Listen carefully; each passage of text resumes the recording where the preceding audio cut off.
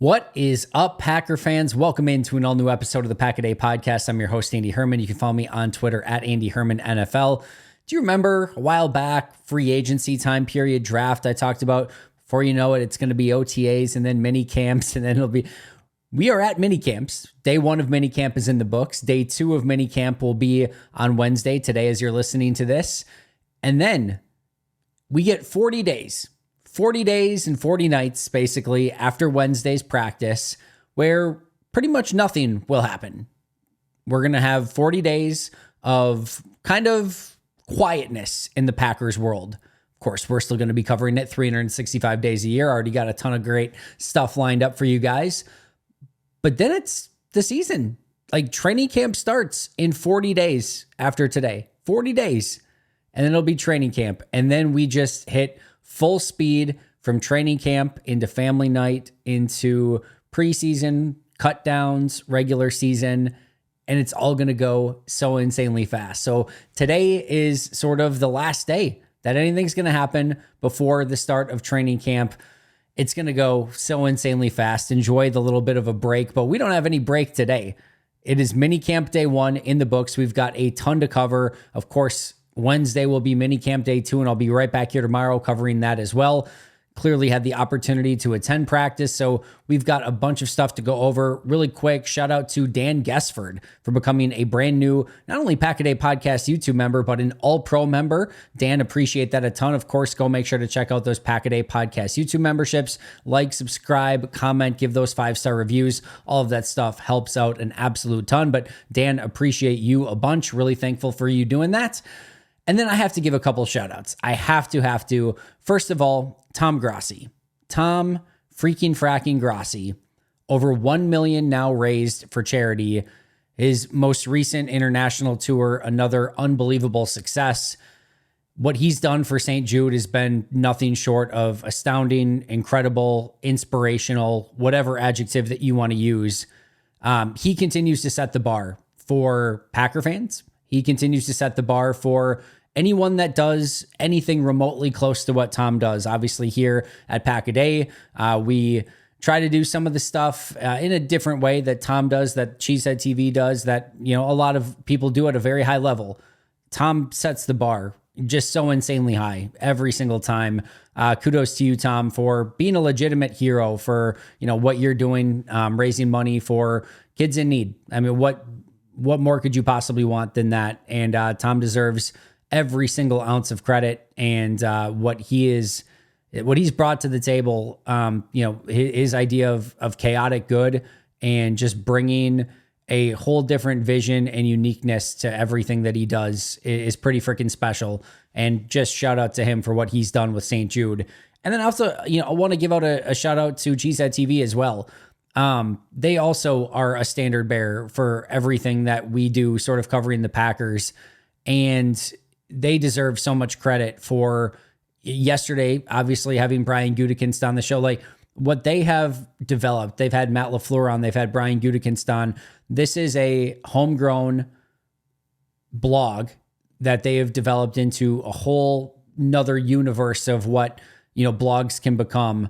And not only have they grown into what they are right now, but the opportunities that they have given people like myself, who basically started, I had a couple other stops along the way, but basically started with Cheesehead TV, Zach Cruz, Marcus Eversole, Dusty Evely, Maggie Loney, Perry Goldstein. There's so many people. I'm missing like a million of them. There's so many people that got their start at Cheesehead TV.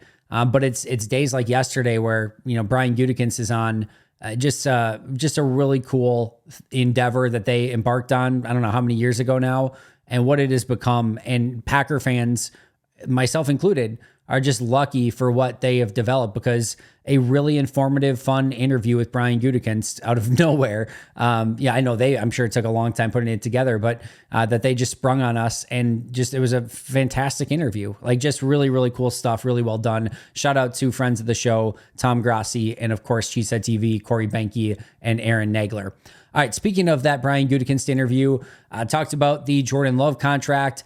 something that is not done yet, but he reiterated just how both sides want to get that done prior to the start of training camp. So again, we've got 40 days to hopefully get that accomplished. I'm sure they are working night and day to get that done, and hopefully it will be done sooner rather than later. He also talked about the Aaron Jones situation, specifically Aaron Nagler asked Goody about, was there something that changed? Because remember, Goody said absolutely he expected Aaron Jones to be back. And he just said, unfortunately, well, he said, one, at the time when he said that, he wholeheartedly believed it himself.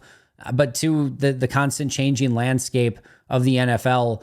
And, you have to kind of roll with things sometimes and do what's in the best interest of the Green Bay Packers. Won't spoil it all. Make sure to go listen to that interview. But that was another interesting conversation point. And then talked about the Kenny Clark contract as well. And did sort of make mention of how, I think clearly getting this, Jordan Love contract done first and figuring out how the contract is going to be structured and how that's going to affect future contracts. I think that's sort of step one. And then they can sort of get to some of the other stuff. My reading between the lines with Goody is that he was not super, how do I want to phrase this? It didn't seem like something was right around the corner. He didn't seem super enthusiastic. I'll just say it that way. I still think there's a good chance Kenny could be here, but I've talked about in the past, I would not hate it, or I would sort of understand it. I'll put it that way. If they kind of let this season go to see what the offseason brings and what Kenny does this season as a Packer. While he is young, he still has a lot of snaps and wear and tear in his body. I love Kenny, guys. I would hope you know that. He's a phenomenal player, but that's going to be a really interesting contract to sort of see how it plays out. Do they really value him? Do they give him a long-term deal? Do they let this season play out? Do they potentially do any sort of franchise or transition? This is a really unique and interesting one. There's not a lot of players that have played the amount of snaps that Kenny has while also being as young as he is, still in his late 20s. It's a really unique circumstance, and this is going to be an interesting one to see them navigate. Kenny Clark talked about it in the locker room as well, just said that his agent and the front office are working on it, didn't comment on it too much more than that, did say he would love to stay a Green Bay Packer. Not sure what else he's supposed to say in that situation, but as you can understand, these are interesting and difficult contract negotiations, I'm sure, and we're just going to have to kind of keep a pulse on that to see what happens with Kenny and the Packers. Jordan Love, meanwhile, was also asked about his contract situation, talked again about wanting it done before training camp, but was asked if he's optimistic about it. He said yes, and when asked why, he said, that's what I've heard. So hopefully what he is hearing is that a contract getting done is right around the corner. And again, hopefully from all accounts, from Jordan Love's standpoint, from the Packers standpoint, from the fans standpoint, this is something that gets done and wrapped up well before, or at least before, the start of training camp. One other piece of notes before we get into day one of minicamp, Jake Bates. Many of you know that name from the UFL, the kicker who's kicked multiple 60-yard field goals. In fact, he's made 3 kicks over 60 yards in the UFL this season. The Packers, per Aaron Wilson, do want to host him for a visit to, I think, kind of try him out and potentially see if maybe they want to sign him or potentially just sign him. There are multiple teams interested, including the Lions, the Commanders, the Ravens, amongst, I'm sure, others. The Commanders would make a ton of sense if you were Jake Bates. If you remember, they just had the a crappy kicker situation with Brandon McManus. And the only kicker on their roster right now is former Packer Ramiz Ahmed. So if you're a free agent kicker and you want to go somewhere, who would you rather, right now the Packers have 3 kickers on their roster. But either way, would you rather compete against Anders Carlson, former 5th round pick, or would you go against Ramiz Ahmed? Basically, the Commanders don't have a kicker, is what you would say. So Green Bay is definitely going to have competition. I think the other thing, I know a lot of people just immediately freak out, like Jake Bates, UFL, look how amazing he was. After the postseason, he ended up 21 of 28. So yeah, it's great that he kicked a few 60-plus yarders, but he was 75% overall, which is still not great. So yeah, I would be all for it. Like if you switched out Podlesny for Jake Bates and let Joseph Bates and Carlson, figure it out in training camp and go with one of those going into the season, whoever kicks best. Yeah, I'd be all for that. But I think some people maybe think, yeah, just signing Jake Bates, kicker problem over. I wouldn't go quite that far. 75% in the UFL is not exactly like, oh my goodness, he's the next amazing kicker. But he's going to have interest and clearly per Aaron Wilson, Green Bay is one of those teams that is interested in bringing him in for a visit. All right, let's get to minicamp. It was funny because we were an hour into minicamp, and it was all individual drills and warm-ups and everything like that. And you don't always know how long these are going to go. Sometimes they can go an hour and a half. Sometimes they can go 2 hours. I think the expectation was that it was going to go 2 hours, but like I said, you're never quite sure. I'm an hour into practice, and I'm like, it is all individual. There's almost like no takeaways whatsoever. And I'm just like, this could be a really rough episode today. Like there could be like almost nothing to go over. Thankfully, the second half of practice was almost all team periods, and we have a ton to break down. So let's get into it right away. Let's start with attendance. 3 players were missing, quote unquote: Jair Alexander, Keyshawn Nixon, and Xavier McKinney. They were missing, but they were all excused. Matt LaFleur basically said with what they've accomplished so far, they were able to kind of get that time off. Not sure how it was only the 3 defensive backs and not other players on the roster, but I know all 3 of those guys put in all of their attendance. It sounds like they hit all their workout bonuses and everything like that. So kudos to those 3, and extra kudos to Keyshawn Nixon, who, despite being excused and being given the time off, and he could have gone anywhere, right? He's excused from practice. He doesn't have to even be in Green Bay at that point, right? But excused from it, he's there at practice, coaching some of the younger cornerbacks and working with the rest of the corners on the roster. That's how invested this guy's, is. And if you want to understand why people like Rich Bisaccia and Jeff Hafley and Matt LaFleur and Brian Gutekunst, basically everyone that you ask about Keyshawn Nixon is so glowingly positive in their response, it's because of things like that. Like, how many of, and I know that NFL is not real jobs. It's a real job, clearly, but it's not apples to apples with your normal 9 to 5, right? But how many people are going into work on their, if they're excused from work and given the day off and say you don't have to show up, are going in to help out other people at your job just because?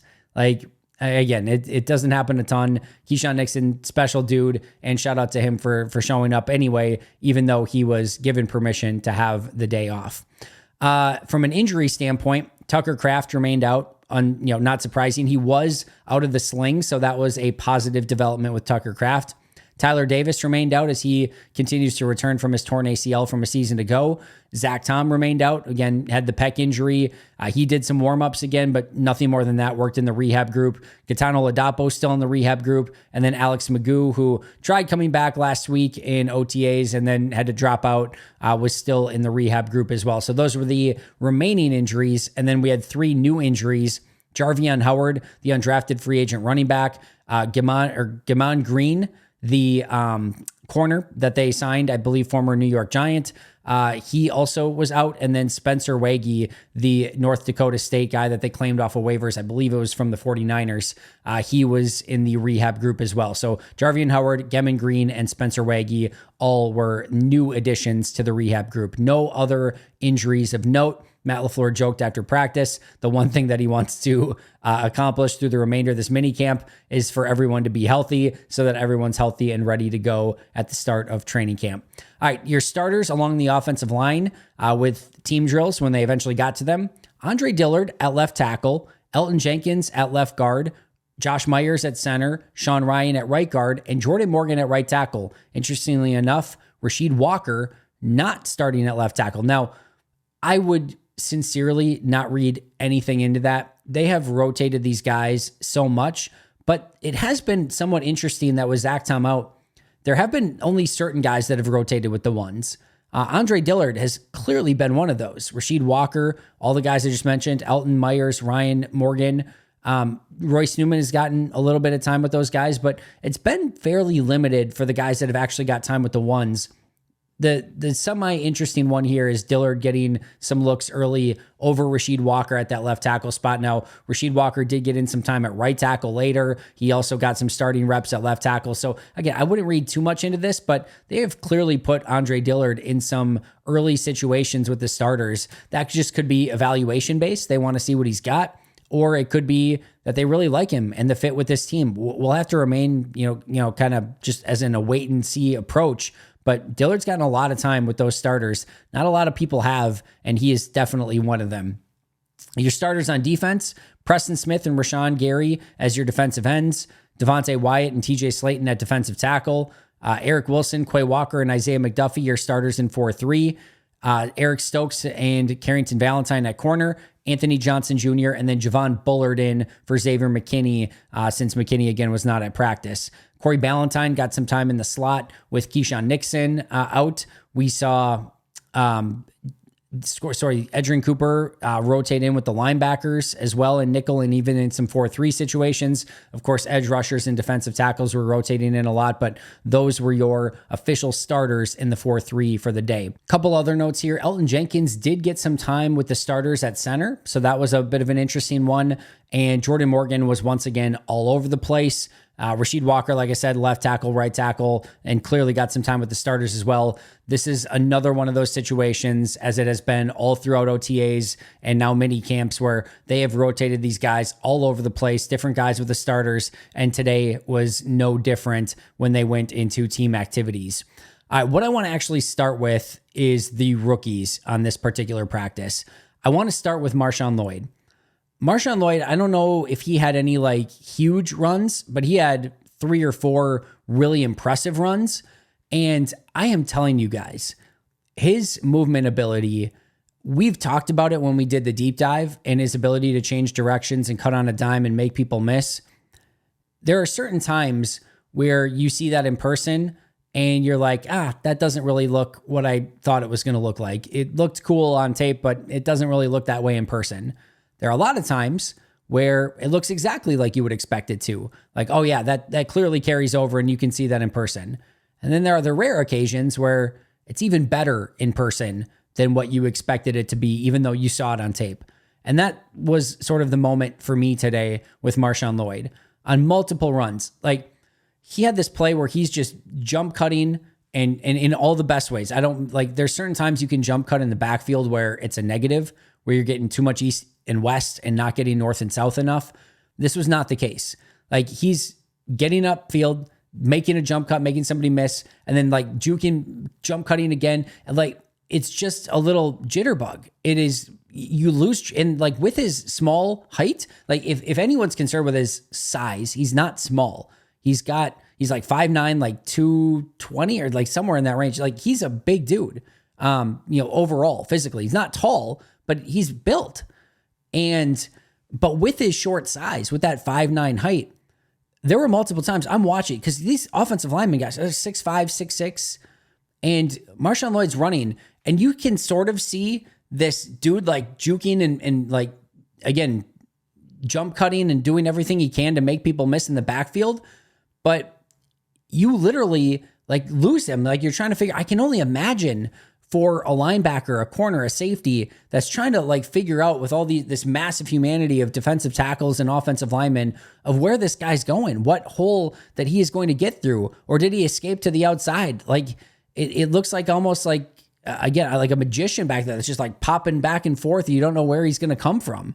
Like that, it was so impressive on multiple occasions. There's a run where he's in the middle of the field, and again, just linebacker, middle of the field, dead to rights, just quick cut, gone, or like cuts outside of him. I don't know if he scored a touchdown on the play, but made a beautiful just cut and decisive juke in the open field to make the linebacker miss and got upfield. It was so fun to watch. And we'll see. You never want to jump to conclusions on this stuff in minicamp. We'll see what it looks like when the pads are on. But I could not be more excited about his change of direction and just pure movement ability from what I expect. I already expected it to be good, and it's even better than I think my expectations were going in. And that's why I'm so excited about Marshawn Lloyd. And he's got everything. He really, really does. And again, making sure he can pass pro and hold on to the football. We know that fumbling was an issue in college. If those two things just do not cause issues in the NFL, I legitimately believe that he could become one of the best running backs from this draft class, if not the best running back from this draft class. That's how he looks. He's a big time first impression guy that passes the eye test immediately. And that does not crown anyone. I'll be crystal clear on that. That does not mean he's going to be. He has a long way to go, just as every other rookie does, to continue to hone their craft and get better. but you talk about athletic traits and pure raw natural ability and what he can bring to the table for Green Bay. It's already been on display, and it was, extremely evident on the first day of mini camps of just how much potential he does have for this running back group. He's a really fun player, and like I said, could not be more excited about him. Next rookie I want to talk about is Michael Pratt. I thought Michael Pratt had a really impressive day. The first thing I want to talk about is leadership. I talked was it the first day? Yeah, it was first day of OTAs, or maybe it was second. The first 2-minute drill that they did. I think it was the first one. And he's getting the number 3s ready to go in. And he's just going right down the line, getting everyone fired up, getting everyone on the same page and making sure that, he's going to lead, he's leading them into battle. Like he's getting them all ready to go. And that's his first OTA ever when he was doing that. Like it was so impressive just to see how he was managing that entire situation just as a leader out on the field. On Tuesday's practice, he had a play where he and Samori were not on the same page. And he immediately looked at Samori, pointed to himself. I honestly, I'm not sure Pratt was wrong on it. He could have been. He very well could have been. Like he took responsibility for it. But it looked like maybe there could have just been a miscommunication or maybe the route was incorrect. I'm not sure. But Pratt pointed to himself, took responsibility for it, then went out and he got with Samori Toure and, fist bumped him and got everything back in order. And you could just tell like everything was good. They got back in the huddle. They ran another play and he was on target for the remainder of the day. I think that might've been one of his only extremely few, if any, incompletions on the day. Like he was on one, but it was the leadership just in the taking responsibility and like just bringing his guys back after a play that was an incomplete pass. He just shows consistent and constant leadership in the small amount of time that we've had the opportunity to watch him so far. There's another play where he's got a run play called, and we know that Green Bay loves their run solutions, right? He's got, I think it was Malik Heath on the backside, and he runs the run solution, sees that Heath is going to come open, hits him on the slant.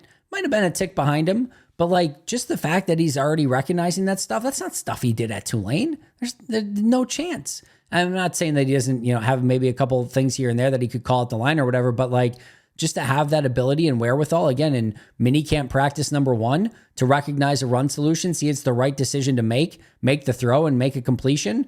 That was impressive to me. Had a beautiful bootleg in red zone for a touchdown from Michael Pratt. And then had another play in red zone where he hits Samori Toure for a touchdown. He throws it low. And he throws it low on purpose because there's a massive humanity going on in the red zone. He throws it where only Toure can get it. Toure goes down, makes the catch, gets a touchdown.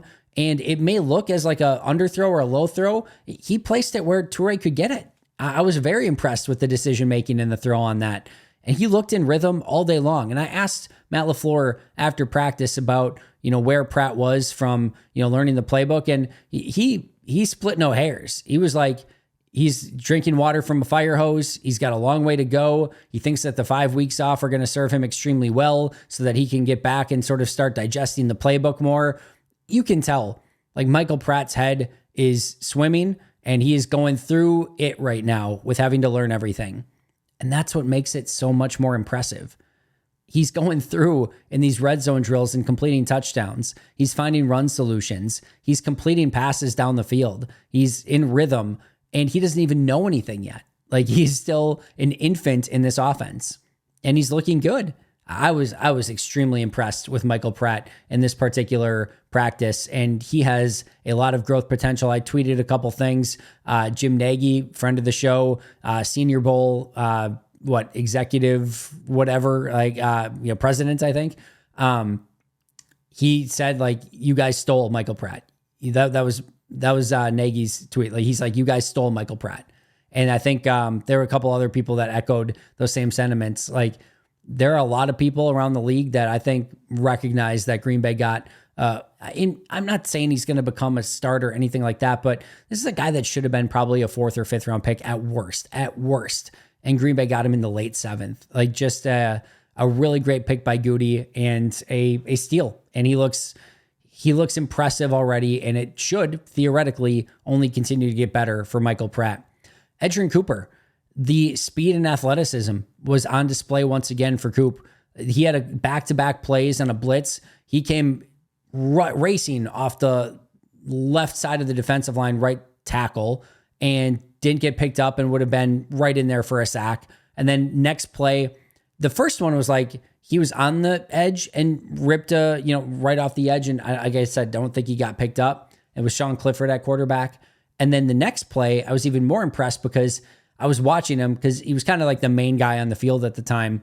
And I'm watching him and he disguised it perfectly. I'm like, he's not going to come again. And then at the last moment, right before Clifford snaps, calls for the snap, he loops around to the left side and comes, he gets a little bit more blocked on this one, but comes free again and gets another pressure on the play. Like, he is going to be a weapon as a blitzer. I also thought he did a really nice job throughout the day of just, again, playing fast, finding the ball. He's an impressive athlete at linebacker. We knew that going in, but that speed is played already in OTAs and in mini camps, and he displayed it again on Tuesday.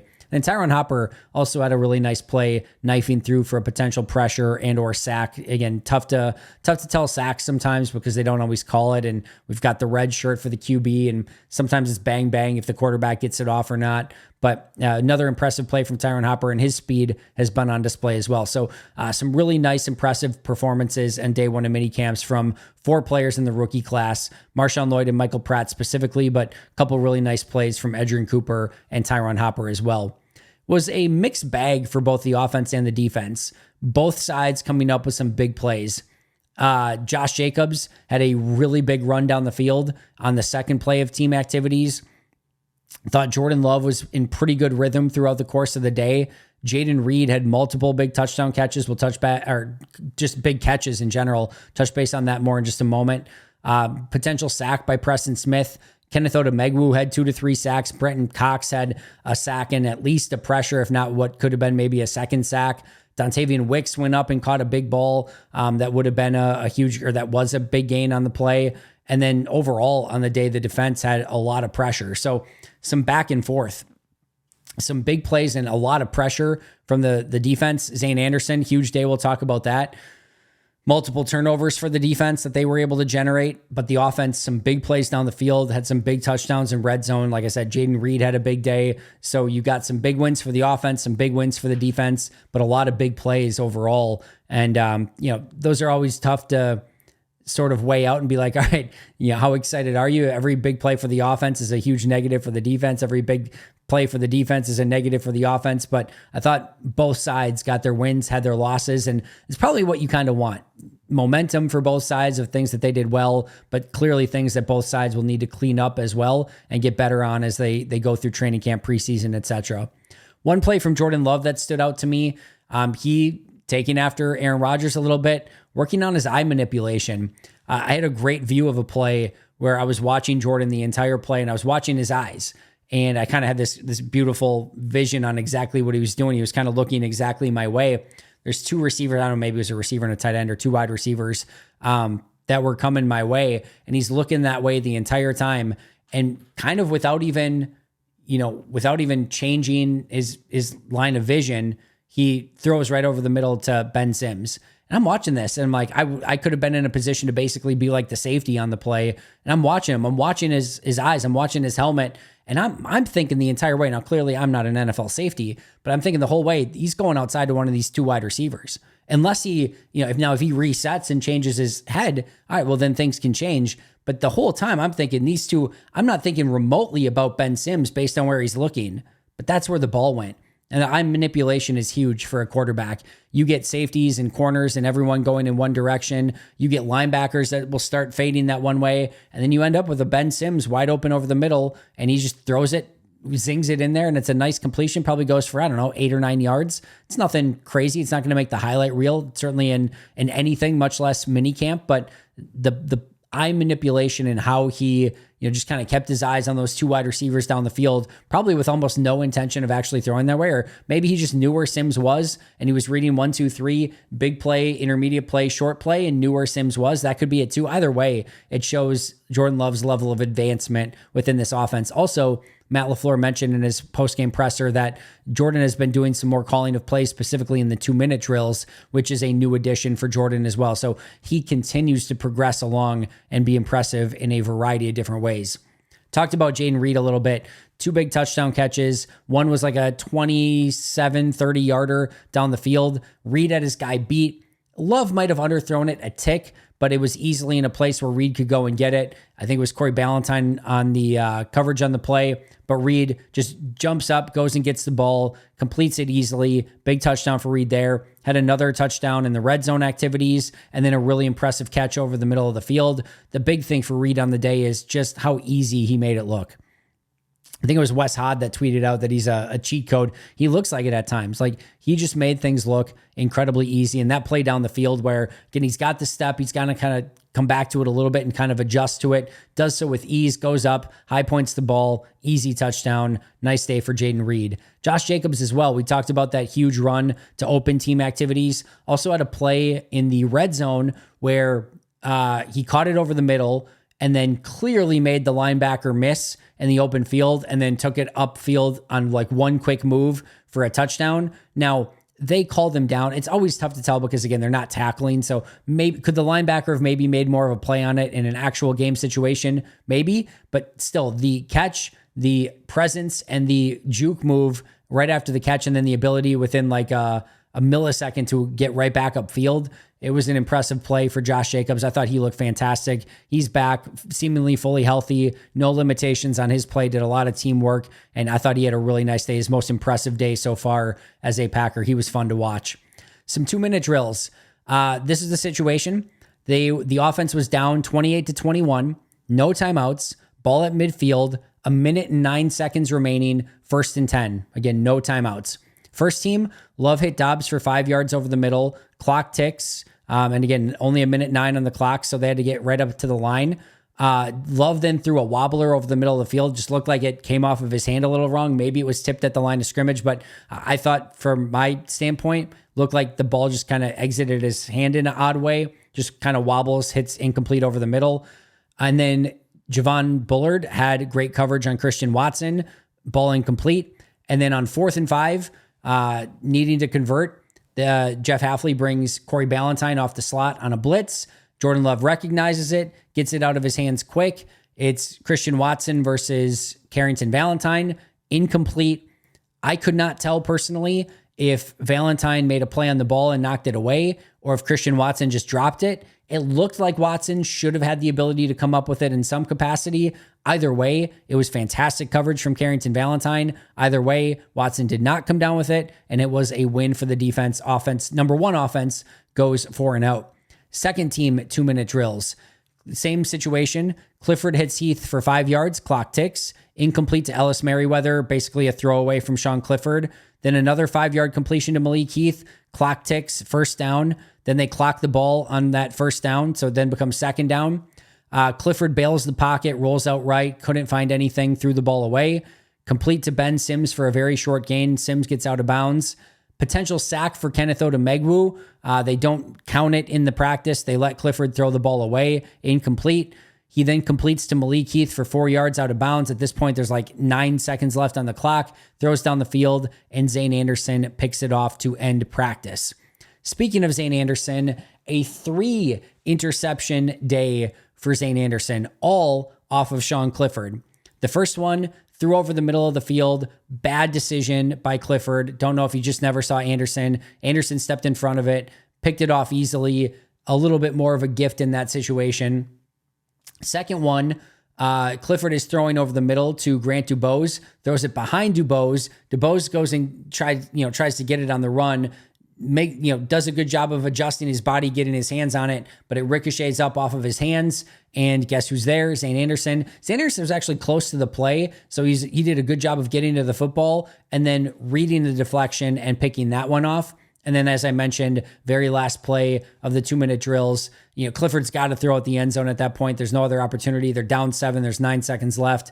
Didn't really give any receiver a chance. Zane Anderson was in the area and easily picks off Sean Clifford. So really impressive day for Zane Anderson. Yes, he's real, and he came up with a fantastic day at minicamp with 3 interceptions. Like 3 interceptions in an offseason is impressive. 3 in one minicamp, super impressive for Zane. Speaking of Sean Clifford, tough day for him. He had the 3 picks. He also had a ball to Malik Heath that was complete over the middle, but in an actual game would have been pretty much a hospital ball. I think it was Coyle who came in and just would have probably leveled him out in a real game to the extent that you actually can per NFL rules these days. But it would have been still a tough hit from Coyle on Malik Heath. Just a tough day for Clifford, and especially in the juxtaposition to how Michael Pratt played on the day. That's going to be a battle come training camp. That is going to be a true legitimate battle, and I can't wait to see how those 2 quarterbacks respond. I still think Clifford has a little bit more knowledge in the offense and probably has a leg up, but Michael Pratt, even already on day 1 of minicamp, I think closed that gap a little bit. Really good day for Pratt, really tough day for Sean Clifford. Brenton Cox stacking success. I thought he had a great practice on the final day of OTAs, had another really nice practice today, completely destroyed Andre Dillard on a would-be sack, had a pressure the play before. It was on a tight end the play before. He just looks stronger, faster, and much more confident than he did at any point a season ago. I think they have a real potential there as a number 5 edge rusher and somebody that can rotate in if you need him to, if somebody would go down injured. He looks much better than he did a season ago. And like I said, 2 back-to-back really nice practices for Brenton Cox. And then Kenneth Odemegwu, a 2 to 3 sack day, depending on who you ask. I don't want to undersell here his potential if somehow he puts it together. Now, this is still an impossible task. Like somebody who's never played football before outside, before last year is now getting the opportunity in the NFL. It's still to me, a long shot, right? But this dude is 6'6", 259. He is an athletic freak. Like he's first guy off the bus, looks the part material, And if he does somehow figure it out, if all of a sudden it just comes natural to him and he finds ways to start getting past offensive linemen and getting in the backfield, getting to the quarterback, look out, because this is not a dude that is lacking for talent or potential. He is a specimen of a human being. He's 6'6", 259. Preston Smith is 6'5", 265. He's 6 pounds less, a foot taller would be impressive, an inch taller. He's a massively impressive dude. Remember Jordan Mailata, rugby dude, came to the U.S. 7th round pick, went from rugby to playing football, never really played football before, and now is one of the best offensive tackles in football. It's not unheard of. I'm not saying it's going to happen. I still expect him to be an international pathway program practice squad player this year, getting that extra guy in the practice squad. But if he can continue to grow the way that he has, he's an interesting player to keep an eye on. I think he's still 23 years old. He's not overage by any means. Really, really interesting prospect. Clearly and easily the best that Kenneth Odemegwu has ever looked in any practice that we have been privy to watching. Matt LaFleur said after practice that his growth has been exponential, which you can imagine. Again, he's never played before, and now you're in an NFL program. I would hope so. I would think so. But that was an impressive outing from Odemegwu and somebody to at least kind of keep in the back of your mind. Some other miscellaneous notes. A new video board at practice. They had a special setup where there was this video board, so it was playing replays of what was going on at practice. So the coaches could come over, theoretically, or players could come over and get immediate feedback on a play. It didn't really seem at this practice like anyone was actually using it. Sounds like Josh Jacobs was somebody that had talked about it and that they used it with the Raiders and players really liked it. Matt LaFleur mentioned they're still on the fence of if they want to do it during camp, but sounds like something they could use more in the regular season where there's a little bit maybe more time in between plays where you could actually go and view it and get that immediate feedback. And Matt said they do it, more blocks of stuff in the regular season. So it's an interesting concept. I don't think it certainly doesn't hurt anything. You get that immediate view of a replay of what happened on the play. If a player wants to see how he did or what he did wrong, or a assistant coach wants to talk to a player, they can go and view it. I like the idea, but that was definitely a new and interesting addition at minicamp. Couple really nice run plays behind Kadeem Telfort and Caleb Jones, two massive human beings. If I were running plays, I would want to run behind Caleb Jones and Kadeem Telfort as well. But Emmanuel Wilson had some success. There were some big holes running behind those two massive human beings. Eric Wilson, few nice plays on defense. One on a swing play that he was all over. It was kind of like a swing play, screen play. They had that guy in front and Wilson just all over it and would have been, I think, almost probably a loss on the play. Also limited a couple runs that could have gone for much bigger gains. He got over and made the stops in the run game. Malik Heath, much better today, was featured often and came up with a catch on, I don't know, probably 5, 6, 7 different occasions, including in some of the red zone and 2-minute drill activities.